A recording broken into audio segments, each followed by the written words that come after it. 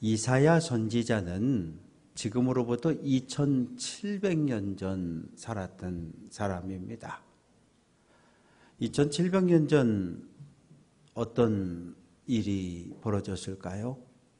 오늘날의 튀르키예, 아나톨리 반도인데 그 지역에 아수르 제국이라는 인류 역사 최초의 제국이 세워졌습니다.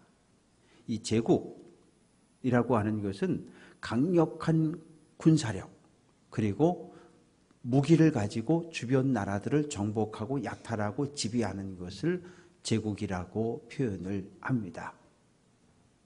아수르 제국은 주변 나라들을 하나씩 공격하고 정복하고 약탈합니다. 야, 이러고 있다가 그냥 죽으나 한번 싸워보고 죽으나 그래 한번 싸워보고 죽자. 그래서 반아수르 동맹이 주전 735년에 결성되어졌는데 주축이 된 두 나라가 북이스라엘과 아람, 오늘날의 이라크입니다. 두 나라를 중심으로 해서 모압, 암몬, 에돔, 블레셋, 아라비아까지 남쪽의 모든 나라들이 반아수르 동맹에 참여합니다. 오직 한 나라, 남유다 아하스 왕은 참여하지 않습니다. 남쪽의 모든 나라들이 똘똘 뭉쳐 북쪽의 아수르 제국과 싸워야 하는데 남유다가 불참을 하니까 이 북쪽으로 올라갔다가 남쪽의 유다가 뒤에서 공격을 하면 어떻게 해요? 그래서 북이스라엘과 아람 연합군이 북이스라엘을 먼저 공격합니다.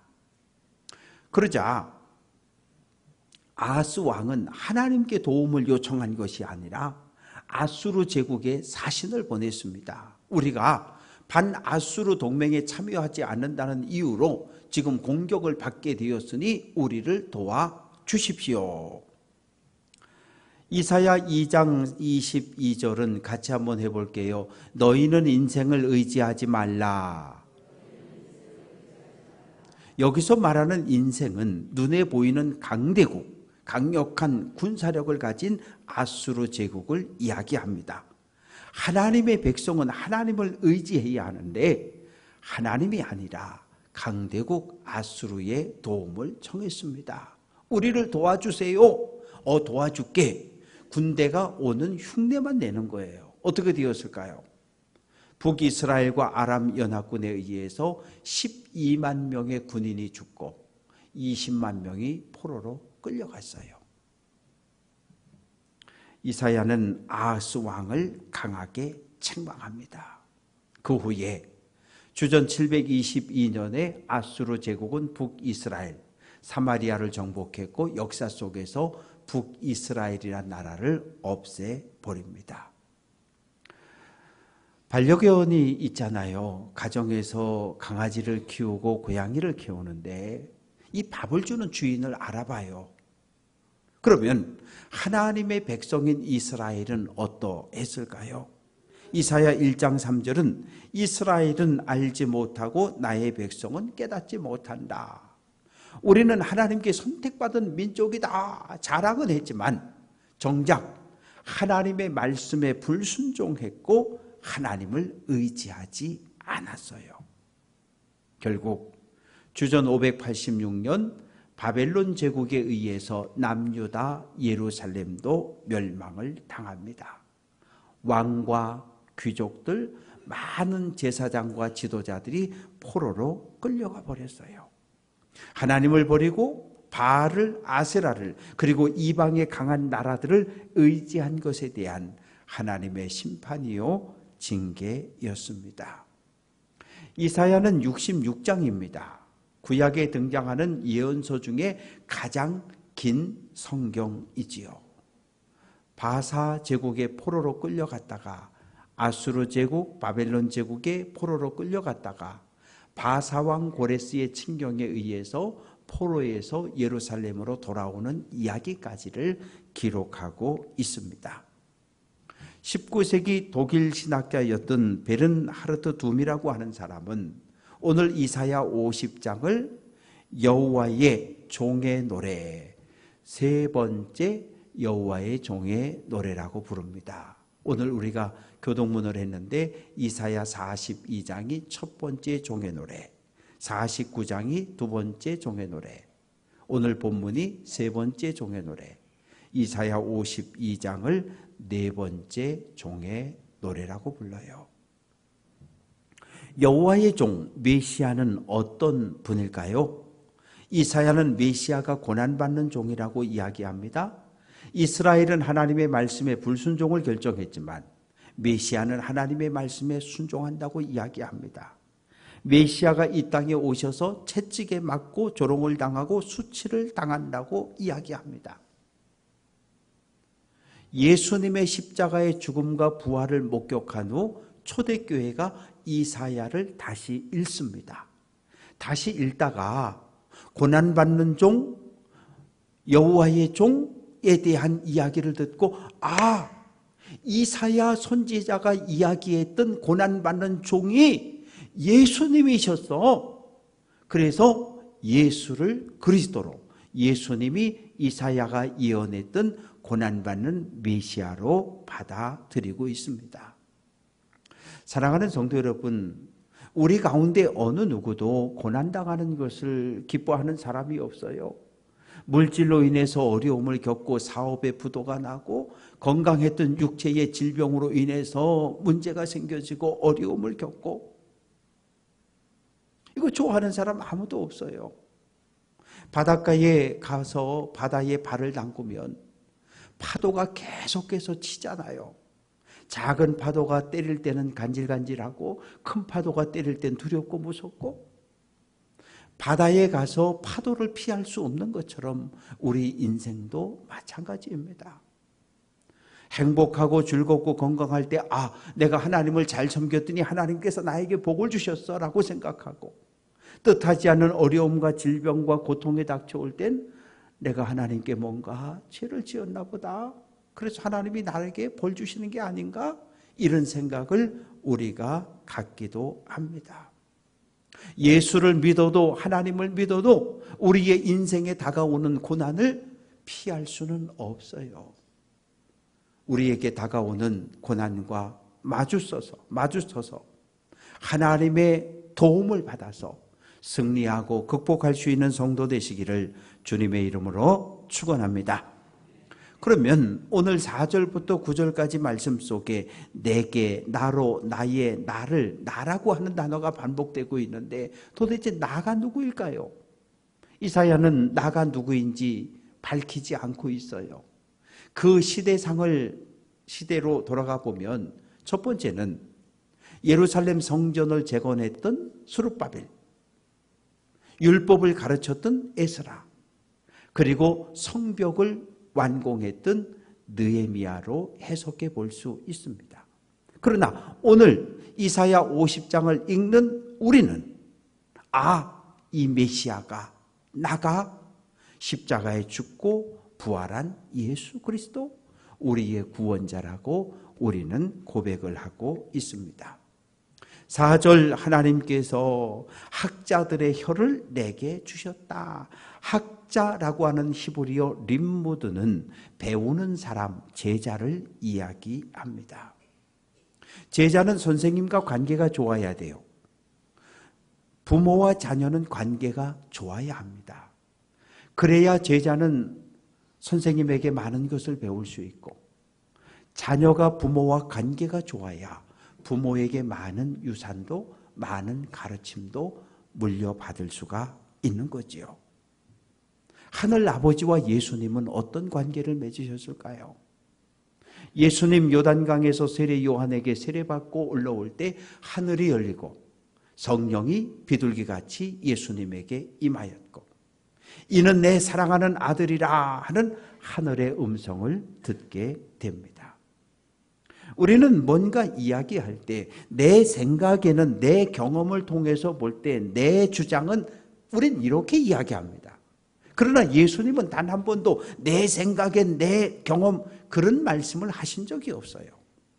예수님은 오직 하나님의 말씀만 전했습니다. 요한복음 8장 28절, 오늘 오직 하늘 아버지께서 가르친 대로 이러이러한 것을 너희에게 말한다. 요한복음 8장 38절 나는 내 아버지에게서 본 것을 말한다. 예수님은 하늘 아버지께서 들려준 말씀만 선포했고 하늘 아버지께서 보여준 것들을 제자들에게 알려주셨습니다. 진리, 하나님의 말씀을 선포했는데 결과는 무엇입니까? 요한복음 8장 40절 나를, 예수를 죽이려 한다. 유대교도 대제사장도 바리새인도 진리를 거부했고 진리를 전하는 예수님을 죄인으로 정죄하고 죽이겠다고 달려들었습니다. 4절 나로 곤고한 자를 말로 어떻게 도와줄 줄을 알게 하셨다. 곤고하다라고 하는 것은 짓눌렸다는 거예요. 억압당한다는 거예요. 포도를 따서 놓고 발로 밟으면 다 터지고 으깨어지는 것처럼 죄의 사슬에 매여 꼼짝할 수 없고 권력자에 의해서 질병에 의해서 몸과 마음이 짓눌려서 아무것도 할 수 없고 하나님의 아름다운 형상이 깨지고 파괴되어진 채 아무것도 할 수 없어 작은 소리로 하나님 나 좀 살려주세요. 하나님 나 좀 도와주세요. 어서 메시아를 이 땅에 보내주셔서 나를 회복시켜 주시고 나를 구원해 달라고 부르짖을 수밖에 없습니다. 아침마다 깨우치시되 나의 귀를 깨우치사 학자들 같이 알아듣게 하신다. 아침이라고 하는 이 시간은 밤이 끝나는 시간입니다. 하나님은 여호와의 종을, 하나님은 메시아를, 하나님은 믿음의 사람들을 새벽에 깨워 흔드시는 거예요. 일어나라, 일어나라. 시편 46편 5절 새벽에 하나님이 도우신다. 다윗은 새벽에 도우시는 하나님을 경험했고 예수님도 새벽에 일어나 하늘 아버지께 기도하는 시간을 갖습니다. 태양이 어둠을 뚫고 탁 떠오르면 온 세상의 어둠이 물러가고 만물이 생명의 빛을 받고 소생하는 것처럼 메시아는 하나님께서 주시는 성령 진리의 말씀을 받으셨어요. 5절 주 여호와께서 나의 귀를 여셨으므로 내가 거역하지 아니하고 뒤로 물러가지도 아니한다. 말씀을 듣는 귀가 열려질 때 하나님의 말씀이 설교가 하나님의 음성으로 들려질 수 있습니다. 바라고 소망하는 것은 우리 모두에게 하나님의 말씀을 듣는 하나님의 음성을 구별하여 들을 수 있는 믿음의 귀가 열려지기를 주님의 이름으로 축원합니다. 하나님의 말씀이 선포되고 성경을 통해서 하나님의 말씀을 읽을 때 우리가 둘 중에 하나를 결단할 수 있어요. 첫째는 불순종입니다. 요나야, 예 하나님, 너 니느웨이로 가라. 싫어요. 배를 타고 도망을 칩니다. 두 번째는 하나님의 음성에 순종할 수 있어요. 아브라함아, 예 하나님, 본토 친척 아비 집을 떠나서 내가 내게 지시하는 땅으로 가라. 아멘. 보따리 싸서 출발합니다. 순종이냐 불순종이냐, 그건 우리들의 선택입니다. 하나님 말씀에 순종했을 때 우리에게 주어지는 은혜와 축복이 있고 하나님의 말씀에 불순종을 선택했을 때 우리에게 주어지는 불행과 아픔이 있어요. 바라고 소망하는 것은 믿음의 눈을 열고 믿음의 귀를 열어 하나님의 음성에 듣고 하나님의 음성에 순종함으로 하나님이 주시는 하늘의 신령한 복과 땅에 기름지고 풍성한 복을 누리며 살아가는 귀한 성도 될 수 있기를 주님의 이름으로 축원합니다. 메시아는 이 땅에 와서 고난을 당합니다. 6절, 나를 때리는 자들에게 내 등을 맡기고 나의 수염을 뽑는 자들에게 나의 뺨을 맡기고 모욕과 침뱉음을 당하여도 내 얼굴을 가리지 않았다. 이 뺨을 맞는다는 거 대단히 수치스러운 행동이고, 가만히 있는데 누군가 와서 얼굴에 침을 되박히고 한다. 그것처럼 모욕적인 일이 없습니다. 유대 사회에서 수염이라고 하는 것은 이건 멋이 아니라 그 남자의, 그 사람의 인격을 상징을 하는 거예요. 다윗 왕 때 옆나라 암몬 왕 나하스가 죽었다는 부고를 받습니다. 그래서 조문단을 구성해서 조문을 보냈어요. 그런데 암몬 사람들이 생각하기를 다윗 왕이 정탐꾼을 보내서 우리나라를 정탐하고 그리고 돌아가서 군대를 보내 침략하려고 한다고 생각을 했어요. 그래서 어떻게 했습니까? 사신들의 수염을 절반을 깎았다. 절반을 깎았는데 이렇게 긴 수염을 이렇게 자르는 건 문제가 없는데 이렇게 긴 수염을 이렇게 잘라낸 거예요. 그래서 수치와 모욕을 당했고 어떻게 됐습니까? 분노한 다윗은 군대를 보내서 암몬을 정복해 버립니다. 고난받는 종으로 이 땅에 오신 예수님, 동일한 고난과 수치와 모욕을 당하십니다. 겟세마네 동산에서 기도하다 체포되어 대제사장 가야바의 법정에 끌려갔을 때 마태복음 26장 67절, 예수의 얼굴에 침 뱉고 주먹으로 치고 어떤 사람은 손바닥으로 때렸다고 이야기합니다. 이사야가 예언했던 모든 고난과 수치를 예수님은 온몸으로 당하셨어요. 침뱉음을 당하고 뺨을 맞고 수치와 모욕, 그리고 십자가의 죽음을 통해서 저와 우리 모두를 구원하셨습니다. 예수님은 하나님의 도우심을 확신했어요. 7절, 주 여호와께서 나를 도우신다. 하나님은 예수께서 메시아의 길을, 죄에서 인류를 구원하는 이 사명을 온전히 감당하게 하셨고 또 도움의 손길을 베풀어 주셨습니다. 겟세마네 동산에서 기도합니다. 땀이 땅에 떨어지는데 핏빛으로 변했습니다. 누가복음 22장 43절, 천사가 하늘로부터 예수께 나와 힘을 더했다. 오늘 힘들고 어려운 상황을 만난 성도 여러분, 하나님은 우리를 도우시려고 도움의 손길을 펼치고 있는데 우리가 기도하지 않으면, 하나님 나를 살려주세요 라고 기도하지 않으면, 하나님 나를 치유해 주세요 내 손을 내밀지 않으면 우리는 능력의 하나님의 손길을 경험할 수 없습니다.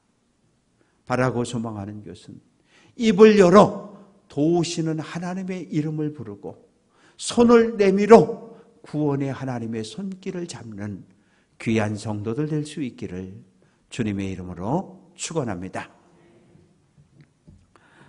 하나님은 메시아가 부끄러움을 당하지 않게 하시고 또 하나님은 여호와를 보호하시고 지켜주십니다. 하나님께서 내 얼굴을 부싯돌같이 굳게 하셨다.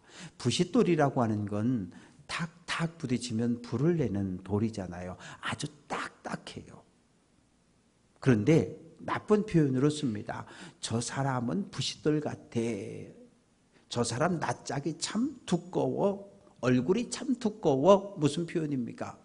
죄를 짓고도 잘못을 하고도 미안하다고 말하지 않는 사람. 큰 죄를 짓고도 얼굴 뻣뻣하게 들고 내가 무슨 죄를 지었냐고 그렇게 따져대는 사람. 얼굴이 두껍다. 저 사람 부싯돌 같다. 그렇게 표현을 합니다. 예수님 뺨을 맞으시고 침뱉음을 당하고 채찍에 맞고 십자가에 못 박히셨고 그리고 골고다 언덕에서 신음소리를 내고 있을 때 하나님께서 예수님의 수치를 가려주셨어요. 마태복음 27장 45절 제6시로부터 온 땅에 어둠이 임하여 제9시까지 계속되었다. 제6시는 낮 12시 정오를 이야기합니다.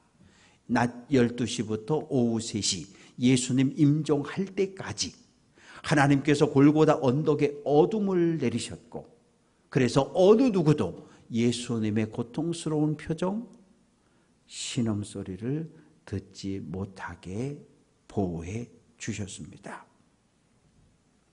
세상 법정은 예수님을 죄인으로 정죄했지만 하나님은 예수님을 의롭다고 인정하셨어요. 8절 나를 의롭다 하시는 이가 가까이 계시니 나와 다툴 자가 누구냐? 하나님은 아들 예수가 의롭다라고 선언하셨어요. 하나님이 의롭다라고 선언했는데 어느 누가 예수에게 너는 죄인이라고 선언할 수 있겠습니까? 하나님은 언제나 예수님 가까이 계셨어요.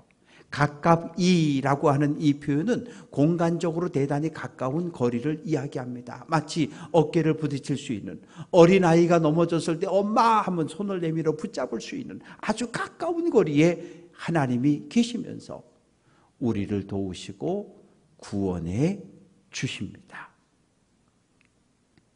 하나님이 의롭다고 선언하셨는데도 불구하고 이 세상에 많은 사람들은 대제사장, 하나님을 가장 존경한다는 대제사장, 하나님에 대해서 가장 많이 안다는, 성경에 대해서 가장 많이 알고 있다는 바리새인, 율법학자들, 서기관들, 예수님을 죄인으로 정죄합니다. 그래서 예수를 붙잡아서 사내들인 공회로 끌고 가서 그 법정에 세웠는데 대제사장과 사내들인 공회는 예수 사형 선고합니다. 그리고 그 예수를 붙잡아서 이번에는 로마 총독 빌라도의 법정에 예수를 세웁니다. 대제사장의 사주를 받은 예루살렘 성 안에 살고 있던 많은 주민들이 나와서 큰 소리로 외칩니다. 예수를 십자가에 못 박아 죽이라! 큰 소리로 소리를 칩니다. 빌라도가 예수를 신문했지만 무죄예요. 죄를 찾을 수가 없어요. 예수를 풀어주면 빌라도의 로마 황제의 친구가 아니라 소리를 칩니다. 그래서 빌라도는 백성들의 함성 소리에 굴복을 해요. 왜? 예수 무죄 선언하는 그 순간 폭동이 일어나고 밀란이 일어나면 자기 자신에게 해가 될 것을 알았기 때문입니다. 그래서 예수에게 십자가형을 선고합니다. 9절 보라 주 여호와께서 나를 도우시리니 나를 정죄할 자가 누구냐? 사내들인 공회 로마 총독의 법정은 예수에게 사형과 십자가형을 선고했는데 이번엔 예수님이 하나님의 법정에 섰습니다. 하나님의 법정은 어떤 판결을 내렸을까요? 막달라 마리아와 또 다른 마리아가 안식 후 첫날 새벽 예수의 무덤을 찾아갔을 때 무덤 문은 열렸고 천사가 이야기합니다. 너희가 예수를 찾는구나. 너희가 찾는 예수는 다시 살아나셨다라고 선고합니다. 하나님의 법정은 예수 무죄 부활을 명령했습니다. 사랑하는 성도 여러분, 우리는 날마다 선택하고 결정해야 합니다. 하나님의 말씀, 하나님의 음성에 순종하는 삶을 살아갈 것인지, 아니면 이 세상의 가치, 이 세상의 주류 가치를 따라서 살아갈 것인지를 결정해야 합니다. 로마서 12장 2절 같이 한번 해볼게요. 너희는 이 세대를 본받지 말라. 사도 바울은 우리에게 너희는 오늘 이 시대의 주류 가치 문화를 따라 살아가지 말라. 자본주의 사회니까 돈이 최고인 사회에서 만몬신을 따르지 말라고 우리에게 경고합니다. 우리를 의롭다 판단하시는 분 누구입니까? 우리를 착하고 충성된 종이다 칭찬하는 분 누구입니까? 우리에게 잘했다며 마지막 날 상급 주시는 분은 누구입니까? 우리 생명의 주인 되시는 하나님이십니다. 사랑하는 성도 여러분, 예수님이 이 땅에 고난받는 종으로 오신 하나님입니다. 예수님은 하나님 말씀에 순종해서 나의 죄, 우리의 죄를 구원하기 위해 십자가에 죽었습니다. 산헤드린 공회는 빌라도의 법정은 예수에게 사형을 선고했지만 하나님의 법정은 무죄 부활을 선언했습니다. 하나님은 죽은 예수를 다시 살리셨고 오늘 우리의 구원자로 통치자로 세워주셨습니다. 하나님은 오늘도 우리를 도와주시는 분이십니다. 새벽을 깨워 부르짖어 도우시는 하나님의 손길을 꼭 붙잡는 귀한 성도들 될 수 있기를 주님의 이름으로 축원합니다. 그래서 날마다 하나님의 도우심을 경험하며 믿음의 길을 끝까지 달려 하나님의 나라 천국에 다 들어갈 수 있는 귀한 성도들 될 수 있기를 주님의 이름으로 축원합니다.